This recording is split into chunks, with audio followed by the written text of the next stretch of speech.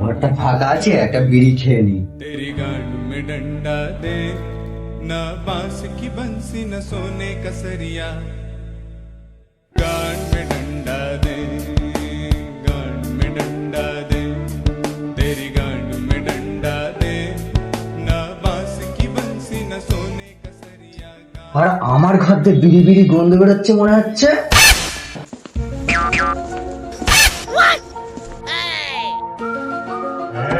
হ্যাঁ, এখান থেকে এই গন্ধটা আসছে মনে হচ্ছে। হ্যাঁ,